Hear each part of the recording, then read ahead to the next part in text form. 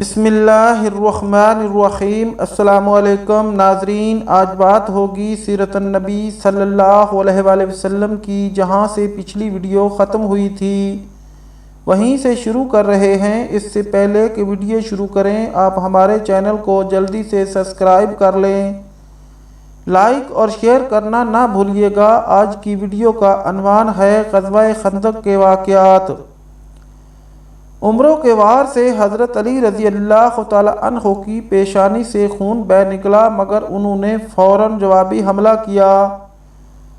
عمر بن عبدو کی گردن کے نچلے حصے پر ان کی تلوار لگی، تلوار ہنسلی کی ہڈی کو کاٹتی چلی گئی، وہ خاک و خون میں لوٹتا نظر آیا۔ مسلمانوں نے اللہ اکبر کا نعرہ لگایا۔ آپ صلی اللہ علیہ وآلہ وسلم نے یہ نعرہ سنا تو جان لیا کہ حضرت علی رضی اللہ تعالی عنہ نے عمروں کو قتل کر دیا ہے۔ اس کے گرتے ہی جو لوگ اس کے ساتھ آئے ہوئے تھے واپس بھاگے۔ حضرت زبیر رضی اللہ تعالی عنہ نے ان کا پیچھا کیا اور بھاگتے ہوئے ایک کافر پر تلوار کا وار کیا، وہ دو ٹکڑے ہو گیا۔ حضرت زبیر رضی اللہ تعالی عنہ کی تلوار اس کے سرے سے ہوتی ہوئی کولے تک پہنچ گئی۔ اس پر بعض مسلمانوں نے حضرت زبیر رضی اللہ تعالی عنہ سے کہا، اے ابا عبداللہ، ہم نے تمہاری تلوار جیسی کاٹ کسی کی نہیں دیکھی۔ اللہ کی قسم یہ تلوار کا نہیں، تلوار چلانے والے کا کمال ہے۔ تمام دن جنگ ہوتی رہی، خندق کے ہر حصے پر لڑائی جاری رہی۔ اس وجہ سے آپ صلی اللہ علیہ وآلہ وسلم اور کوئی مسلمان بھی ظہر سے عصر تک کوئی نماز نہ پڑھ سکا۔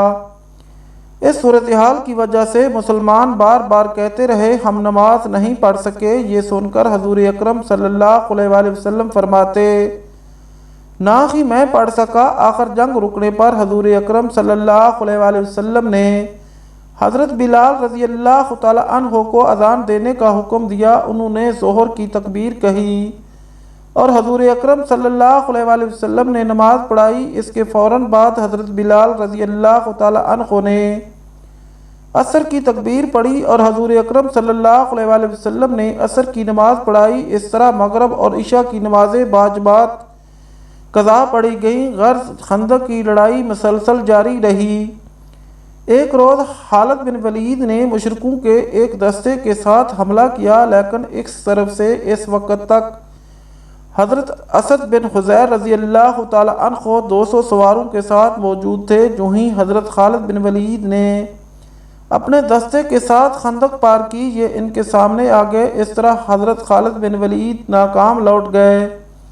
اس صورتحال نے طول پکڑا، صحابہ کرام رضی اللہ عنہم پریشان ہو گئے۔ آخر حضور اکرم صلی اللہ علیہ وآلہ وسلم نے اللہ تعالیٰ سے دعا فرمائی۔ اس کے جواب میں حضرت جبرائیل علیہ السلام آئے اور خوشخبری سنائی کہ اللہ تعالیٰ دشمن پر ہوا کا طوفان نازل فرمائے گا۔ طوفان کے ساتھ اللہ اپنے لشکر فرشتے بھی ان پر نازل کرے گا۔ رسول اللہ صلی اللہ علیہ وآلہ وسلم نے صحابہ کرام رضی اللہ عنہم کو یہ خبر دے دی۔ سب نے اللہ کا شکر ادا کیا۔ رسول اللہ صلی اللہ علیہ وآلہ وسلم کی یہ دعا بدھ کے دن ظہر اور عصر کے درمیان قبول ہوئی۔ آخر سرخ آندھی کے طوفان نے مشرکوں کو آ لیا۔ ان دنوں موسم یوں بھی سرد تھا، اوپر سے انہیں اس سرد طوفان نے گھیر لیا۔ مشرکوں کے خیمے الٹ گئے، برتن الٹ گئے، ہوا کے شدید تھپیڑوں نے ہر چیز ادھر سے ادھر کر دی۔ لوگ سامان کے اوپر اور سامان لوگوں پر آ گرا۔ پھر تیز ہوا سے اس قدر ریت اڑی کہ ان میں سے نہ جانے کتنے ریت میں دفن ہو گئے۔ ریت کی وجہ سے آگ بجھ گئی، چولہے ٹھنڈے ہو گئے۔ آگ بجھنے سے اندھیرے نے گویا انہیں نگل لیا۔ یہ اللہ کا عذاب تھا جو فرشتوں نے ان پر نازل کیا، وہ درہم برہم ہو گئے۔ اللہ تعالیٰ ارشاد فرماتے ہیں، پھر ہم نے ان پر ایک آندھی اور ایسی فوج بھیجی جو تمہیں دکھائی نہیں دیتی تھی، اور اللہ تعالیٰ تمہارے اعمال کو دیکھتے ہیں۔ سورۃ احزاب۔ جہاں تک فرشتوں کا تعلق ہے تو اس سلسلے میں ہی اصل بات یہ ہے کہ انہوں نے خود جنگ میں شرکت نہیں کی، بلکہ اپنی موجودگی سے مشرکوں کے دلوں میں خوف اور رعب پیدا کر دیا۔ اور اس رات جو ہوا چلی، اس کا نام باد صبا ہے، یعنی وہ ہوا جو سخت سرد رات میں چلے۔ چنانچہ آپ صلی اللہ علیہ وآلہ وسلم نے ارشاد فرمایا، باد صبا سے میری مدد کی گئی اور ہوائے زردہ کے ذریعے اس قوم کو تباہ کیا گیا۔ ہوائے زردہ نے مشرکوں کی آنکھوں میں گرد و غبار بھر دیا اور ان کی آنکھیں بند ہو گئیں۔ یہ طوفان بہت دیر تک اور مسلسل جاری رہا تھا۔ ساتھ ہی نبی اکرم صلی اللہ علیہ وآلہ وسلم کو مشرکوں میں پھوٹ پڑنے کے بارے میں پتہ چلا۔ وہ ایسے کہ آپ صلی اللہ علیہ وآلہ وسلم نے اعلان فرمایا تھا کہ کون ہے جو ہمیں دشمنوں کی خبر لا دے۔ اس پر سیدنا زبیر رضی اللہ تعالی عنہ اٹھے اور عرض کیا، اللہ کے رسول میں جاؤں گا۔ آپ صلی اللہ علیہ وآلہ وسلم نے یہ سوال 3 مرتبہ دہرایا۔ تینوں مرتبہ زبیر رضی اللہ تعالی عنہ ہی بولے۔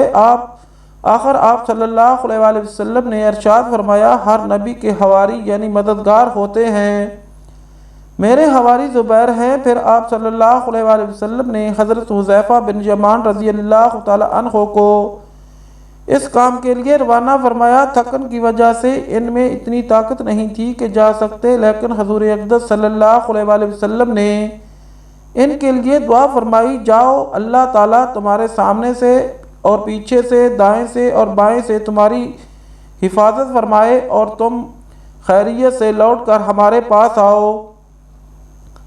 یہ وہاں سے چل کر دشمن کے پڑاؤ میں پہنچ گئے۔ وہاں انہوں نے ابو سفیان کو کہتے سنا، اے گرے قریش، ہر شخص اپنے ہمنشینوں سے ہوشیار رہے اور جاسوسوں سے پوری طرح خبردار رہے۔ پھر اس نے کہا، اے قریش، ہم نہایت برے حالات کا شکار ہو گئے ہیں، ہمارے جانور ہلاک ہو گئے ہیں۔ بنو قرظیہ کے یہودیوں نے ہمیں دغا دیا ہے اور ان کی طرف سے ناخوشگوار باتیں سننے میں آئی ہیں۔ اوپر سے اس طوفان ہوا نے جو تباہ کاری کی ہے وہ تم لوگ دیکھ ہی رہے ہو، اس لیے واپس چلے جاؤ۔ میں بھی واپس جا رہا ہوں۔ حذیفہ رضی اللہ تعالی عنہ یہ خبریں لے کر آئے تو نبی اکرم صلی اللہ علیہ وآلہ وسلم نماز پڑھ رہے تھے۔ آپ صلی اللہ علیہ وآلہ وسلم نماز سے فارغ ہوئے تو انہوں نے دشمن کا حال سنایا۔ آپ صلی اللہ علیہ وآلہ وسلم ہنس پڑے، یہاں تک کہ رات کی تاریکی میں آپ صلی اللہ علیہ وآلہ وسلم کے دانت مبارک نظر آنے لگے۔ جب کفار کا لشکر مدینہ منورہ سے بدحواس ہو کر بھاگا تب اللہ کے رسول صلی اللہ علیہ وآلہ وسلم نے فرمایا، اب یہ آئندہ ہم پر حملہ آور نہیں ہوں گے بلکہ ہم ان پر حملہ کریں گے۔ خندق کی جنگ کے موقع پر کچھ خاص واقعات پیش آئے۔ جب خندق کھودی جا رہی تھی تو اس دوران ایک صحابی بشیر بن سعد رضی اللہ تعالی عنہ کی بیٹی ایک پیالے میں کچھ کھجوریں لائی۔ یہ کھجوریں وہ اپنے باپ اور ماموں کے لیے لائی تھی۔ حضور اکرم صلی اللہ علیہ وآلہ وسلم کی نظر ان کھجوروں پر پڑی تو فرمایا، کھجوریں ادھر لاؤ۔ اس لڑکی نے کھجوروں کا برتن آپ صلی اللہ علیہ وآلہ وسلم کے ہاتھوں میں الٹ دیا۔ کھجوریں اتنی تھیں کہ دونوں ہاتھ بھر جاتے۔ آپ صلی اللہ علیہ وآلہ وسلم نے یہ دیکھ کر ایک کپڑا منگوایا، اس کو پھیلا کر بچھایا، پھر پاس کھڑے صحابی سے فرمایا، لوگوں کو آواز دو، دوڑ کر آئیں۔ چنانچہ سب جلد ہی آ گئے۔ آپ صلی اللہ علیہ وآلہ وسلم اپنے ہاتھوں سے کھجوریں اس کپڑے پر گرانے لگے۔ سب لوگ اس پر سے اٹھا اٹھا کر کھاتے رہے۔ کھجوریں شروع کرنے سے پہلے سب لوگ بھوکے تھے۔ بھوک کی حالت میں ان سب نے یہ کھجوریں کھائیں، سب کے پیٹ بھر گئے اور آپ صلی اللہ علیہ وآلہ وسلم کے ہاتھوں سے کھجوریں ابھی تک گر رہی تھیں۔ ایسا ہی ایک واقعہ سیدنا جابر رضی اللہ تعالی عنہ کا پیش آیا۔ انہیں جب آپ صلی اللہ علیہ وآلہ وسلم کی شدید بھوک کا علم ہوا تو گھر گئے۔ ان کے گھر میں بکری کا ایک چھوٹا سا بچہ تھا اور گندم بھی تھی۔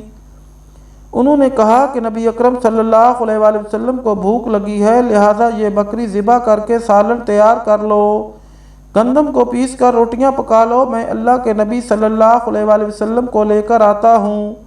حضرت جابر رضی اللہ تعالی عنہ کچھ دیر بعد حضور اقدس صلی اللہ علیہ وآلہ وسلم کی خدمت میں حاضر ہوئے اور ایسا آواز میں کہا کہ آپ کے لیے گھر میں کھانا تیار کرایا ہے۔ یہ سن کر حضور اقدس صلی اللہ علیہ وآلہ وسلم نے کسی سے کہا، اعلان کر دو جابر کے ہاں سب کی دعوت ہے۔ چنانچہ پکار کر اعلان کیا گیا کہ سب لوگ جابر کے گھر پہنچ جائیں۔ حضرت جابر رضی اللہ تعالی عنہ پریشان ہو گئے کہ وہ تھوڑا سا کھانا اتنے لوگوں کو کیسے پورا ہوگا۔ انہوں نے پریشانی کے عالم میں انا للہ و انا الیہ راجعون پڑھی اور پھر گھر آ گئے۔ وہ کھانا حضور اقدس صلی اللہ علیہ وآلہ وسلم کے سامنے رکھ دیا گیا۔ آپ صلی اللہ علیہ وآلہ وسلم نے فرمایا اللہ برکت دے۔ پھر آپ صلی اللہ علیہ وآلہ وسلم نے بسم اللہ پڑھی، سب نے کھانا شروع کیا، باری باری لوگ آتے رہے اور کھا کر اٹھتے رہے،